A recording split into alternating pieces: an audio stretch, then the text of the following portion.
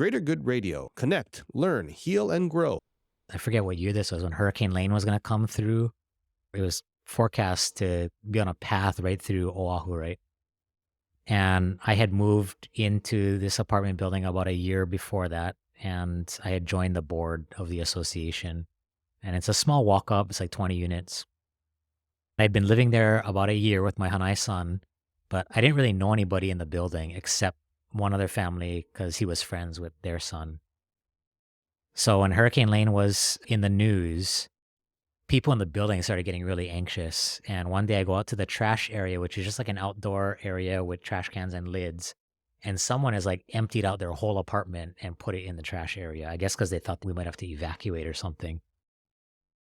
And I was pissed. I was like, you can't even get into the trash area. Not to mention, if a hurricane does come through here, this is all going to be projectiles, right?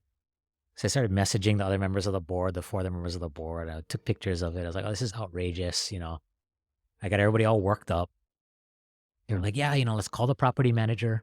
We'll get them to put up a sign, signs over there.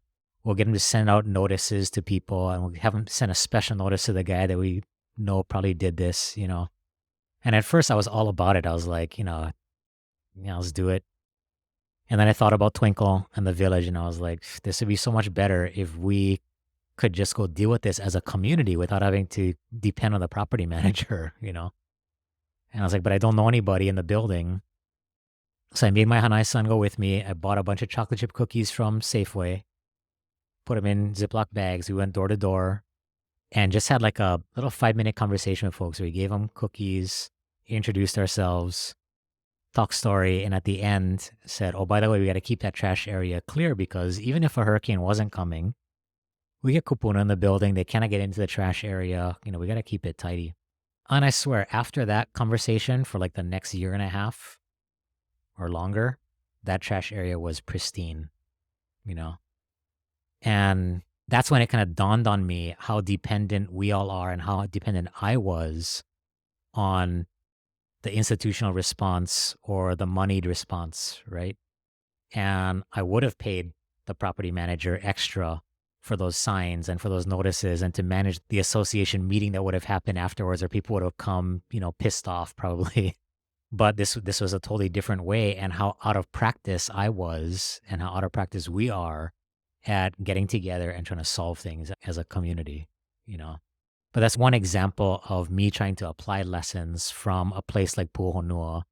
And it doesn't have to be an either or, right? There's going to be situations where we need institutional help or where markets are going to solve our problems, right? But that doesn't mean we can give up and let atrophy the muscle of being able to solve things as a community. But as we were talking about earlier, because those are the dominant modes of operating, that muscle does get atrophied. We do lose it. We lose our ability. It was so uncomfortable to go and just talk to my neighbors. And to me, that's the part we got to be intentional about keeping up. Like we got to keep exercising that muscle. And folks on the street know how to do it well because they got no money to depend on and they've been let down by institutions. And so community is their safety net. You know, if you resonate with Greater Good Radio, please join our community at www.greatergoodradio.com, where you can get access to exclusive content and offerings. Hope to see you soon.